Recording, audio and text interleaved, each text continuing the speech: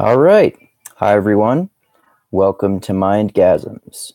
All right. So I'm going to read chapter 13 here of my novel called The Cold Darkness of the Night. For those of you who don't know, it's a novel about the main character, Michael, who was a mob enforcer and leaves that business when his wife is pregnant with their child, and then he gets pulled back into it when their daughter gets kidnapped. All right, so here is chapter 13 of The Cold Darkness of the Night. It looks more like a castle than a house, thought Michael as he knocked on the large, old-fashioned oak door. Over 100 years old, the colossal building had stone foundations and enormous picturesque windows added long after it was built. Even though the ornate doors and windows were beautiful, they were useless as defense against his uncle's many enemies. Marcel had allowed his taste for old-fashioned splendor to outweigh his desire for safety. He hadn't upgraded to fortified doors when he bought the place, but he did take many precautions to protect his family. Placing guards at the doors was one of them. A few moments after Michael had knocked, the door swung open to reveal Edmund, the family butler. It took the aging man a split second to recognize the visitor. The man's dark black hair was graying around the edges. His green eyes showed a combination of politeness and caution. The civility merged well with his tailored suit, complete with shoes polished to a fine sheen. His small pot belly showed through his suit, and his jowls were becoming more prominent in old age.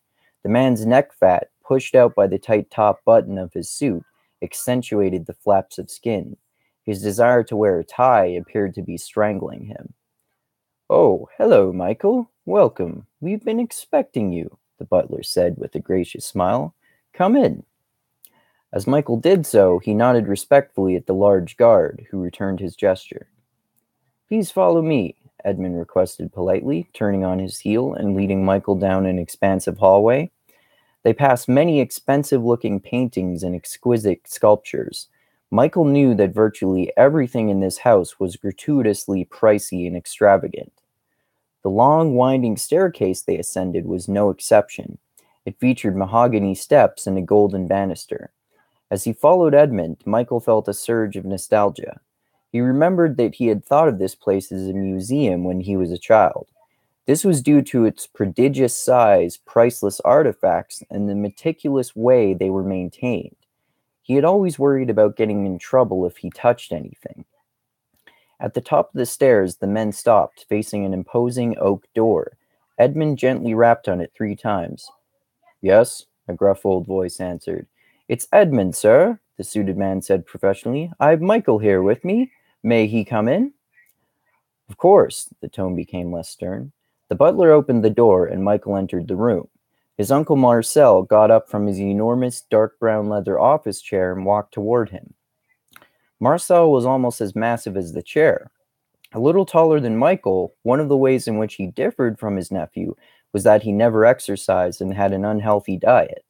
This made no sense to Michael, since his uncle was vain and always adorned in tailored suits. The telltale signs of age showed in abundance on Marcel. His hair had gone completely gray, and it was fighting a losing battle against time, sharply receding. His skin was getting leathery and sallow.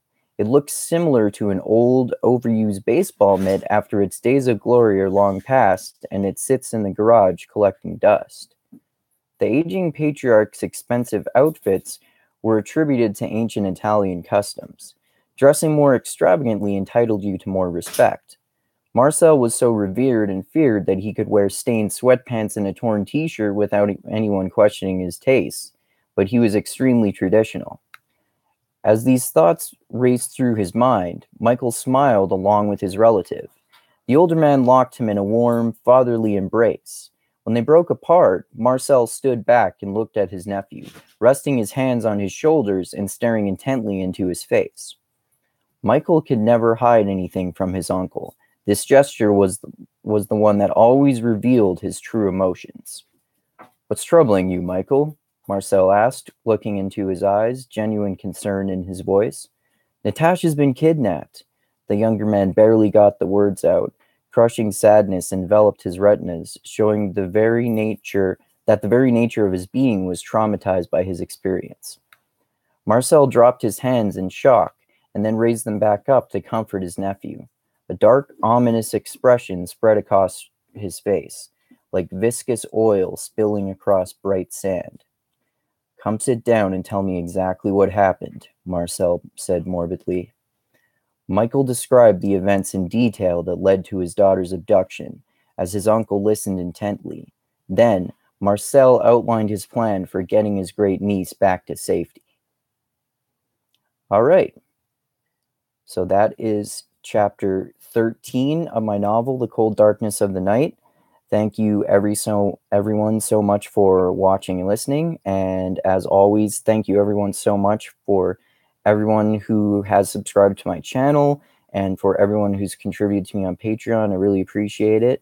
And thank you so fucking much to anyone else who subscribes to my channel and to anyone else who contributes to me on Patreon. It means a hell of a lot to me. You have no idea how much it means to me. And also, as always, I love you all. Keep being the